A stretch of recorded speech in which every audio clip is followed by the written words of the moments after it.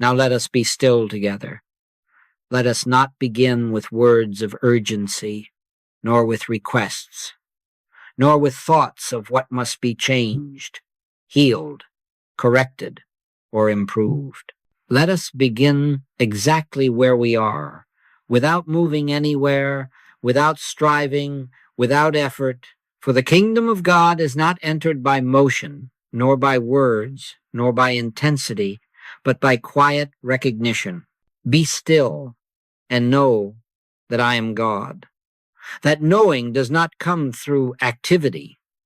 It comes through stillness.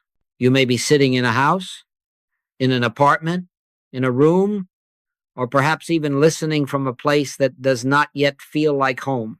And yet, before we go any further, let us dissolve a belief that has followed humanity for generations. The belief that home is made of brick or wood, of walls or roofs, of furniture or rooms. Those are appearances. They are symbols. They are not the home. The home, in its true sense, is an activity of consciousness. And wherever consciousness rests in God, there is home. As you sit quietly, do not look around you, either with your eyes or with your thoughts. Do not take inventory of conditions.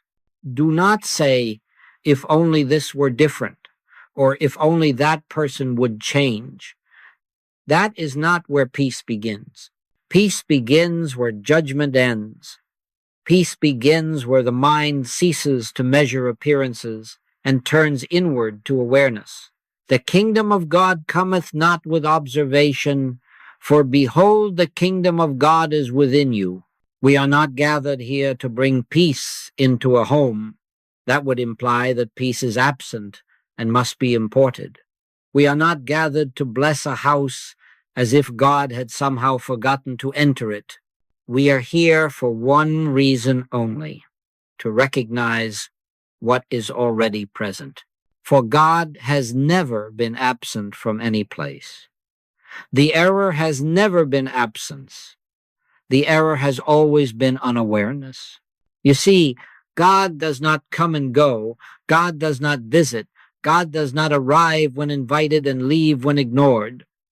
Whither shall I go from thy spirit, or whither shall I flee from thy presence? If I make my bed in heaven, thou art there.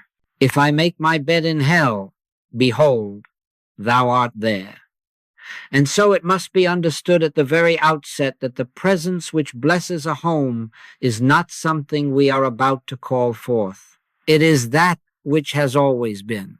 Let us then release, even now, the sense of responsibility that says, I must hold this family together, or I must protect this household, or I must make this home peaceful. That is a burden no human was ever meant to carry. Of mine own self I can do nothing, said the Master, not as an admission of weakness, but as a statement of spiritual fact. When we attempt to make peace through personal effort, we assume a role that was never ours. Peace is not personal. Harmony is not human. They are divine qualities, and they unfold naturally where God is recognized as the only presence and the only power. Now gently, without strain, let us close our eyes, not to shut out the world, but to withdraw attention from appearances. And in this quietness, let us remember a simple truth, one that does not require belief, only recognition. God is here, not symbolically, not theoretically, but actually. I in the midst of thee, mighty. That is not poetry. That is revelation. This moment, right where you are, is holy ground, not because of where you sit, but because of who is present. The floor beneath you does not make it sacred. The presence within you does. And so the home we are about to bless is not something outside of us. It is not confined to rooms or walls. It is the atmosphere of consciousness in which we live and move and have our being. Let us rest here for a moment longer, without words, without requests, without expectation. Let us simply acknowledge, surely the Lord is in this place, and I knew it not. And now gently we begin to know it. As we remain in this quiet awareness, let us now gently uncover a belief that has weighed heavily upon human shoulders for centuries, often without being recognized. It is the belief that peace is something we must create, something we must hold together, something that depends upon our vigilance, our effort, our management of people and circumstances. And because of this belief, many homes have become places of strain rather than rest, places of anxiety rather than sanctuary. You see, the moment a person feels responsible for making peace, peace has already been lost. Responsibility belongs to the human sense of self, and peace is not a human product. Peace is a divine state, a quality of God, and therefore it cannot be manufactured, enforced, or maintained by personal will. My peace I give unto you, not as the world giveth, give I unto you. The world gives peace conditionally, if this happens, if that stops, if everyone agrees. But the peace of God is not dependent on conditions, persons, or events. Many who listen tonight may feel that they must be strong for others, patient for others, forgiving for others, or endlessly understanding for others. And while these appear as virtues, they can become burdens when they are carried personally. The human sense of self grows weary trying to live up to spiritual ideals. But the Master did not say, "You must do all things." He said, "Without me, ye can do nothing." And then Paul understood it clearly when he said, "I live, yet not I, but Christ liveth in me." Let us pause with that truth. Not I, but Christ. Not personal effort, but divine activity. Not human responsibility, but spiritual government. When this is recognized, a great weight is lifted. The home no longer depends on your mood, your stamina, your wisdom, or your ability to manage life. The home rests on something far more stable, the presence of God realized. There is a subtle fear that arises when one hears this truth. The fear says, if I let go, everything will fall apart. But this fear is based on the assumption that you have been holding it together. And that assumption has never been true. Except the Lord build the house, they labor in vain that build it. That is not a rebuke. It is a release. It is the assurance that what is truly sustained is sustained by God, not by human strain. So now, in this moment, let us consciously lay down the burden of responsibility, not through words, not through struggle, but through recognition. Say within yourself, gently and without emotion, I am not the source of peace.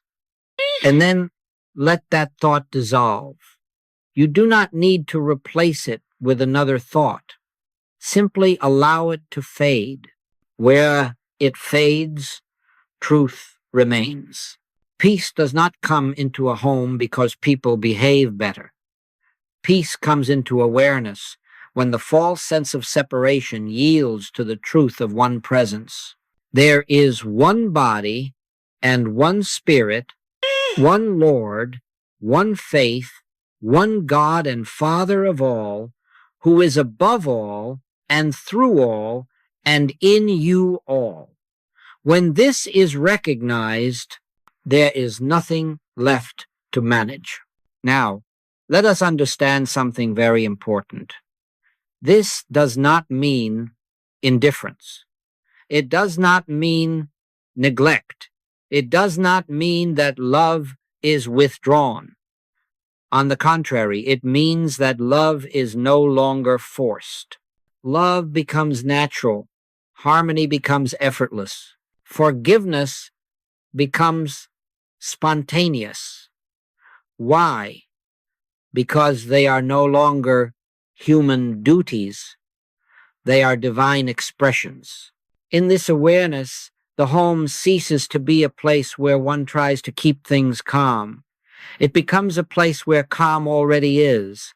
The striving ends, the watching ends, the inattention dissolves, and something else takes its place, not excitement, not emotion, but assurance, the quiet assurance that says the government shall be upon his shoulder. Let us rest here for a moment in that assurance. You are not responsible for making peace. Peace is. You are not responsible for holding the home together. The presence is. And where this is recognized, even faintly, even imperfectly, the burden lifts, and with it, much of the conflict that never belonged to you in the first place. Now, as we rest more deeply in this awareness, let us turn to a truth that, once seen, changes forever. Our sense of separation, loneliness, and distance, even within our own homes. For many believe that a home is united by bodies, by proximity, by people being physically together, and yet you have already seen tonight that bodies do not enter into meditation and bodies do not enter into communion.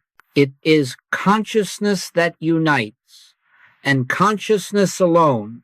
You may recall how, when your eyes were closed earlier, you were not aware of any physical presence, and yet you felt no separation. In that same way, the unity of a home is not dependent upon who is in the room, who is absent, who is far away, or who is silent. The unity of a home exists in consciousness, and consciousness is not divided by walls, miles, time, or circumstance.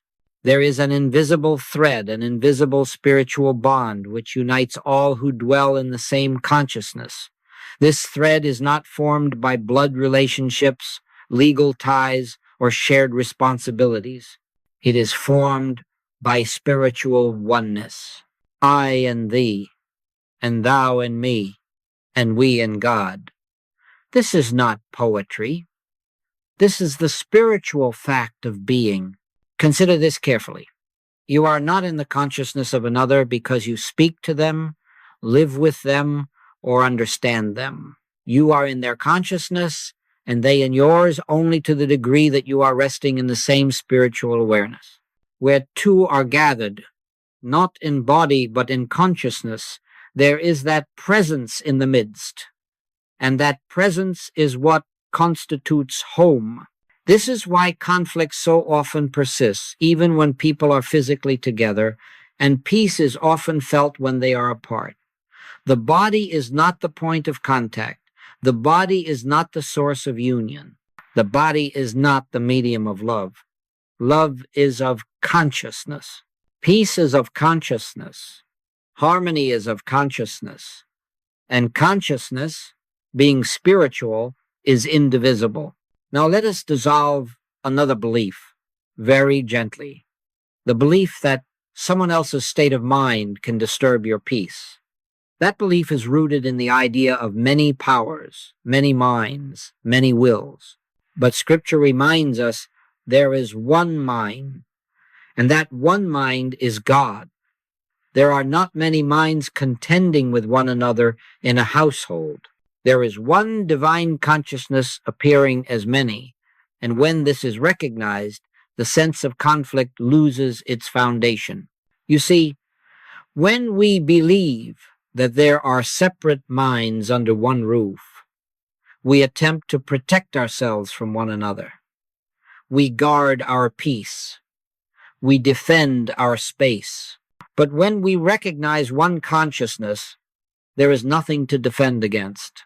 What God hath joined together, let no man put asunder.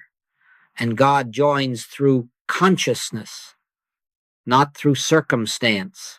This invisible thread does not break when words are spoken harshly, when someone withdraws, when distance intervenes, or when misunderstanding arises.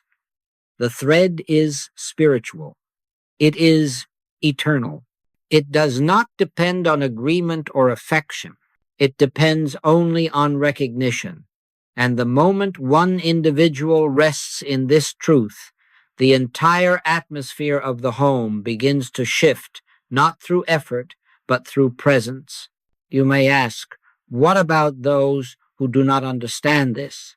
What about those who are troubled, angry, or unaware? And the answer is simple. The light does not argue with the darkness. It shines. Consciousness does not contend with ignorance. It reveals. The light shineth in darkness, and the darkness comprehended it not.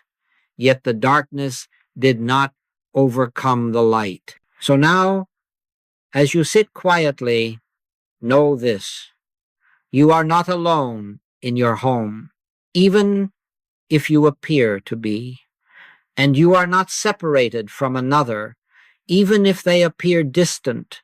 You are united in consciousness, in that invisible thread which is the Christ. The same Christ that was with Abraham, Isaac, and Jacob. The same Christ that animated the Master. The same Christ that is present now. Let us rest here for a moment in that knowing. No fixing, no reaching, no pulling others into awareness. Simply resting in the truth that the home is not a collection of individuals, but a shared consciousness, one presence, one power, one life. Now, without moving from where you sit, without rising, without directing the body anywhere at all, let us enter the home. For the home is not entered by walking, nor by opening doors, nor by passing from one room to another. The home is entered by consciousness, and consciousness is already everywhere present. Do not picture walls. Do not outline rooms. Do not attempt to visualize furniture or spaces. That would only keep us in the realm of appearances. Instead, let awareness gently expand, not outward, but inward, until it rests in the realization that wherever you are conscious, there the home is. Let us begin where life is most often expressed, where voices are heard, where conversations take place, where opinions are shared, where misunderstandings sometimes arise. In that place, whatever name the world gives it, let us recognize a presence that governs without force. The Lord shall guide thee continually, not occasionally, not when invited, continually. In this awareness, there is no past conversation to correct, no future conversation to manage. There is only now. And in this now, the Christ is present as wisdom, as restraint, as love, as silence when silence is needed, and as speech when speech is called forth. We are not asking that conversations improve. We are recognizing that divine intelligence already governs expression.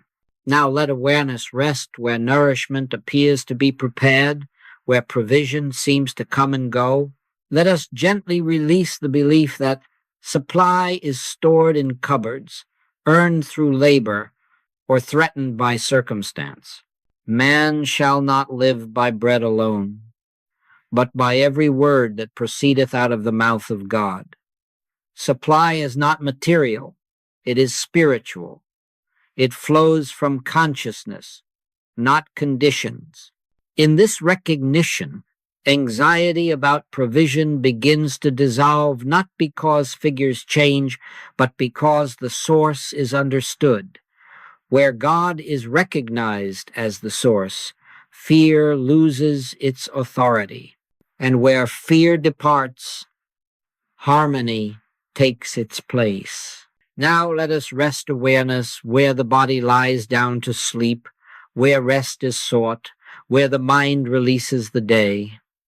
Here, more than anywhere else, the belief in vulnerability often appears And yet Scripture assures us, He giveth His beloved sleep. Sleep is not an escape from danger. It is a yielding into divine care. In this place of rest, there is no need to guard, no need to watch, no need to remain alert. The presence does not slumber nor sleep, and therefore those who dwell in that presence may rest, not because all problems are solved, but because the false belief in many powers has been relinquished. Let awareness now touch the thresholds, the places of coming and going, the doors through which the world seems to enter and exit. And here let us recognize a profound truth. Nothing enters consciousness that does not first pass through belief. No weapon that is formed against thee shall prosper. Why? Because there is no weapon formed in God, and there is no power outside of God. We are not asking for protection, we are recognizing oneness. Where one power is known, protection is unnecessary. There is nothing to defend against where there is no opposing force. As awareness rests in these recognitions, let us remember again and again, nothing is being done, nothing is being changed, nothing is being forced, something is being realized. And realization is the most powerful activity in the universe, though it appears as stillness. The home is not being blessed because words are spoken. The home is blessed because consciousness is yielding to truth. The blessing of the Lord, it maketh rich, and He addeth no sorrow with it. That blessing is not future, it is present, it is now. It has always been. Let us rest quietly here for a moment, without effort, without direction, without expectation, simply aware that wherever consciousness rests in God, their peace appears as home. Now we come to the heart of this meditation, and yet there is nothing dramatic here, nothing new to be introduced, nothing further to be explained. We come now to stillness not as a practice, not as a discipline, but as the natural state of consciousness when it ceases striving. For stillness is not something you do. Stillness is what remains when doing ends. Many believe that silence is empty, that nothing is happening in quietness, but the Master taught otherwise. In quietness and in confidence shall be your strength. Strength does not arise from motion. Strength arises from alignment, and alignment is always silent. Let us understand this clearly. Stillness is not the absence of thought. It is the absence of resistance. It is the yielding of the human sense of self to the divine presence. When the mind stops reaching outward for answers, stillness reveals that the answer was never absent. It was simply unheard beneath the noise of effort. In this stillness, the home is governed not by rules, not by personalities, not by habits or histories, but by presence. Government implies order, intelligence, and authority. And there is only one government. The government shall be upon His shoulder, not upon yours, not upon another's, upon His. As we rest in this awareness, notice that nothing needs to be monitored.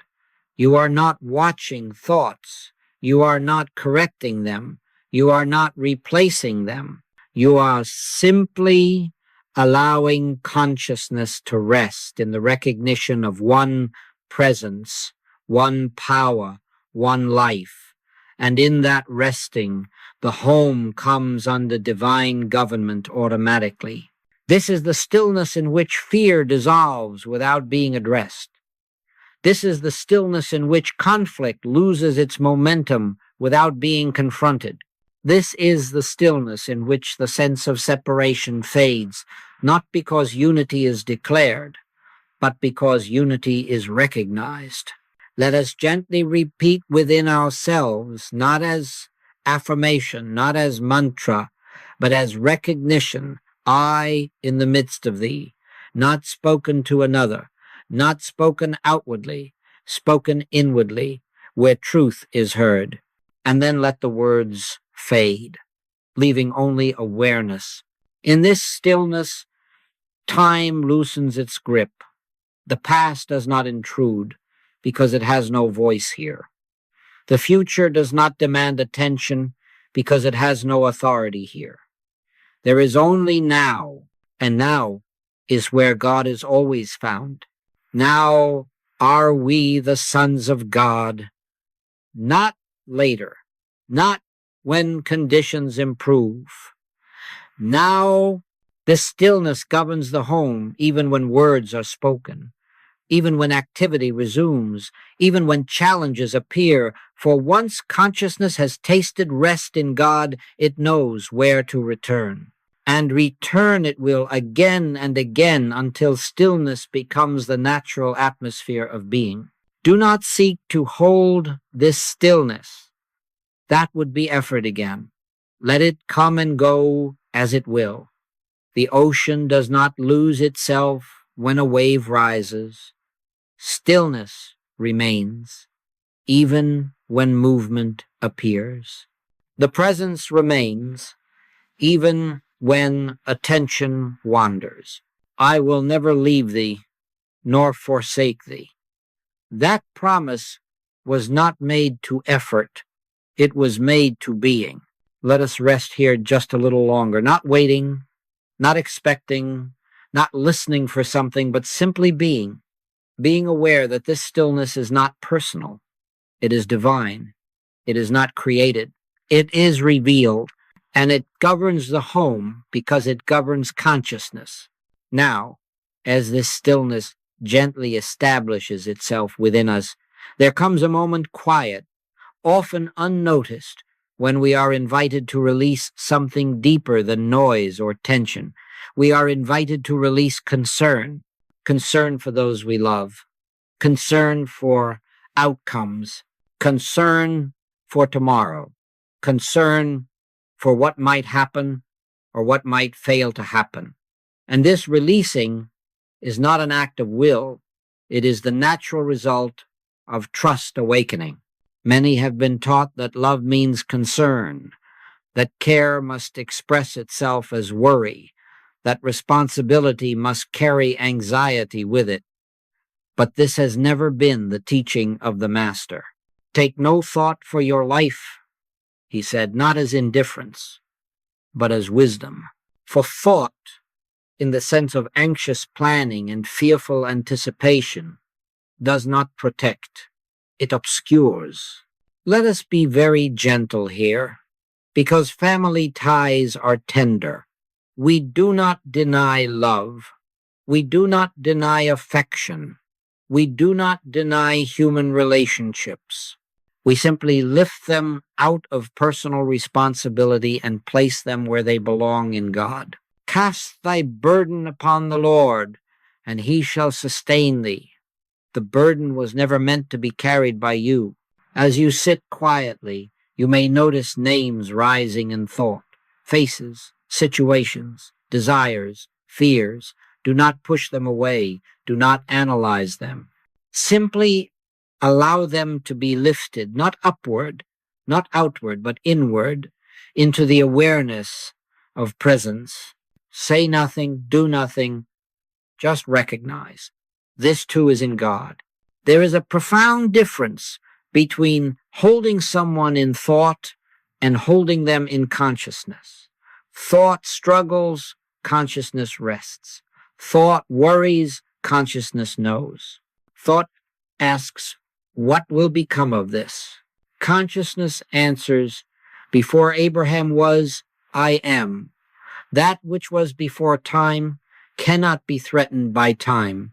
Let us release outcomes now, not because outcomes do not matter, but because outcomes do not originate in human planning. My ways are not your ways, saith the Lord, and yet his ways are always ways of harmony, order, and unfolding good.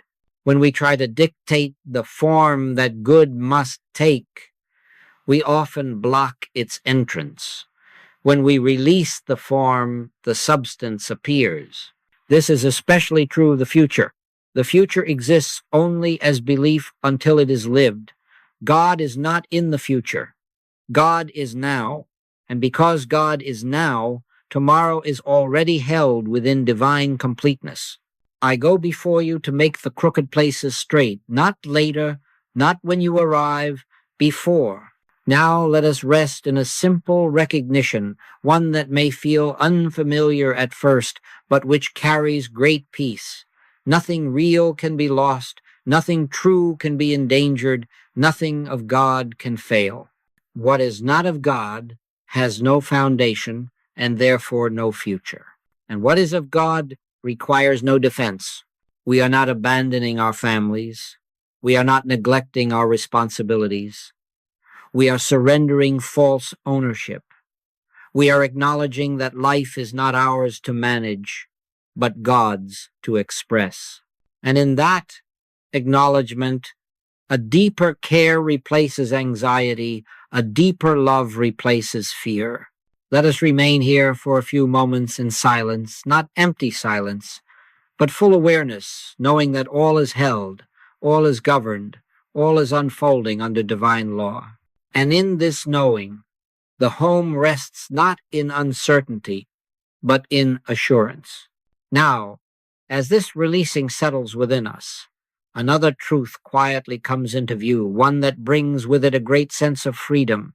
It is the realization that the home we have been blessing is not confined to a structure, not limited to a location, and not left behind when we step outside a door. The true home is consciousness, and consciousness goes wherever you are. Many have felt peace in their homes only to lose it the moment they step into the world. They speak of home as refuge and the world as threat. But this division is born of the same misunderstanding that peace depends upon place. Yet the Master did not say, "My peace I leave in your house." He said, "My peace I give unto you." And that gift is not geographical. Wherever you go, you take consciousness with you. And wherever consciousness rests in God, there is home. In Him we live and move and have our being. We do not move in and out of God. We do not enter and exit divine presence. We awaken to it or forget it, but it never departs. This is why a person may be alone in a crowded room and at home in solitude. This is why peace may accompany you on a busy street and elude you in a quiet house until consciousness is recognized as the dwelling place. Lord, Thou hast been our dwelling place in all generations, not our buildings, not our land, not our addresses, our dwelling place. When this is understood, the sense of vulnerability begins to dissolve. You are not stepping out into danger when you leave your home, because you are not leaving home at all. The same presence that governed the stillness here governs your path there. The Lord shall preserve thy going out and thy coming in from this time forth and even forevermore. Let us rest with that promise not as hope, but as fact. Going out and coming in are movements of the body, not of being. Being remains where it has always been within God. And because this is so, the peace of the home becomes portable, not because you carry it, but because you are it. Now, let this truth settle gently. There is no place you must go to be safe, and no place you must avoid to remain protected. There is no environment stronger than consciousness, no circumstance more powerful than awareness of God. Greater is He that is in you than he that is in the world. The world here is not streets or cities or people. It is the belief in powers outside of God.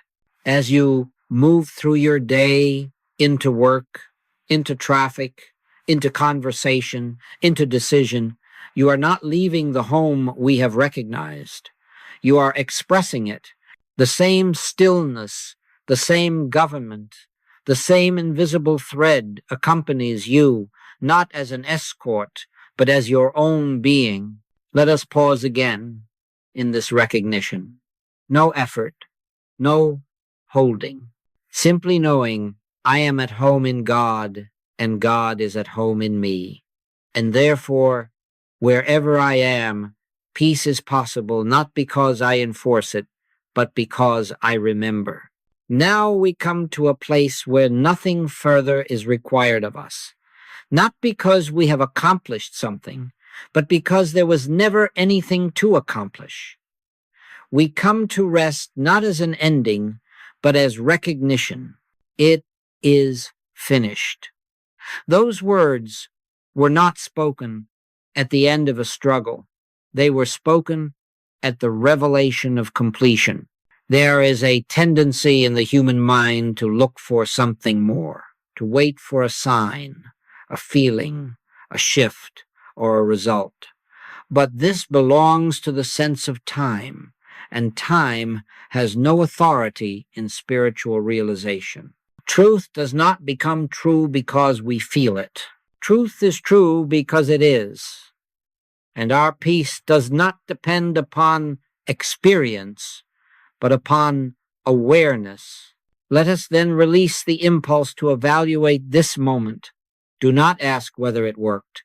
Do not ask whether anything changed. Those questions arise only when we believe something was lacking before. But all that the Father hath is mine. If all is already given, nothing is pending. This resting is not passivity, it is alignment. When a wheel is aligned with its axis, it moves effortlessly. When consciousness is aligned with God, life unfolds naturally.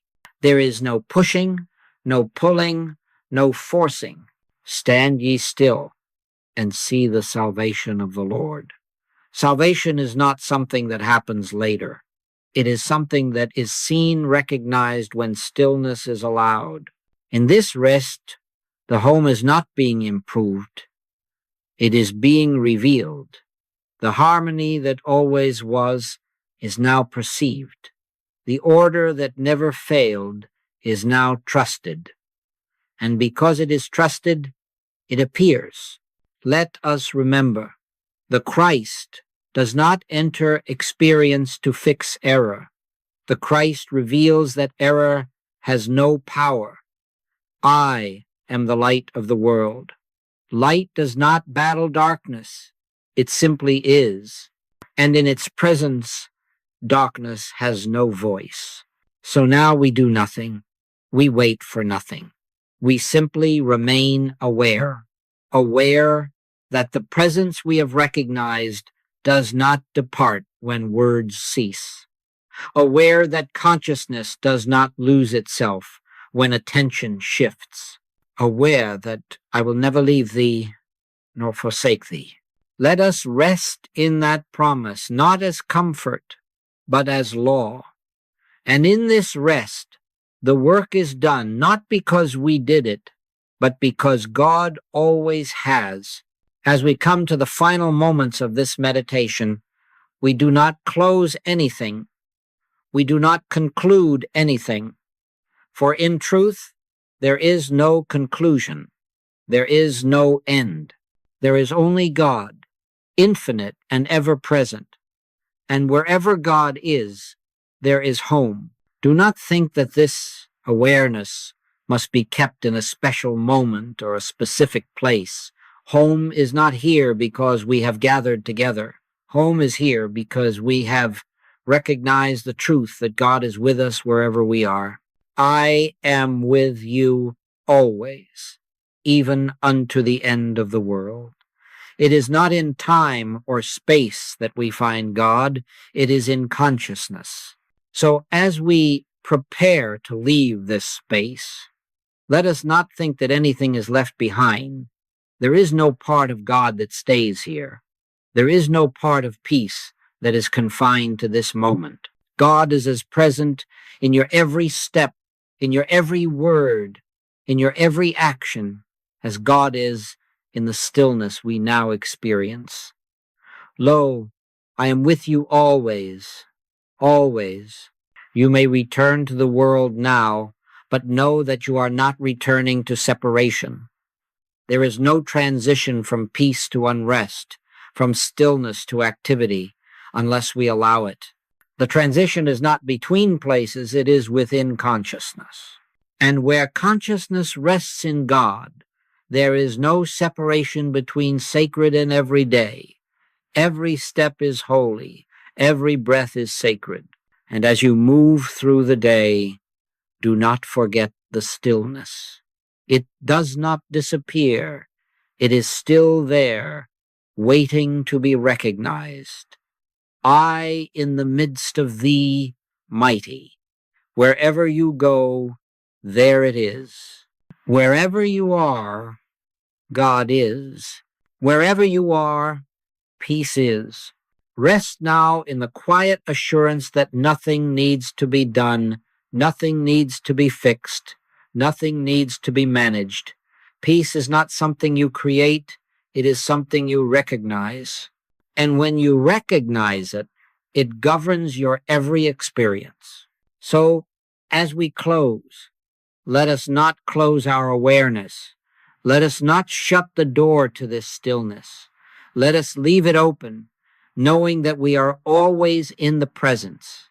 And when the world calls upon you, when the day demands your attention, you need only pause, if only for a moment, and recognize, I am in the midst of thee, and thou art in the midst of me.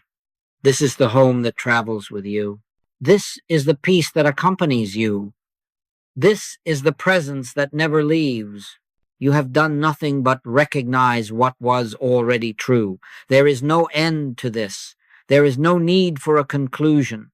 Rest now in the awareness that God is with you wherever you go, in every room, in every step, in every breath. And so it is.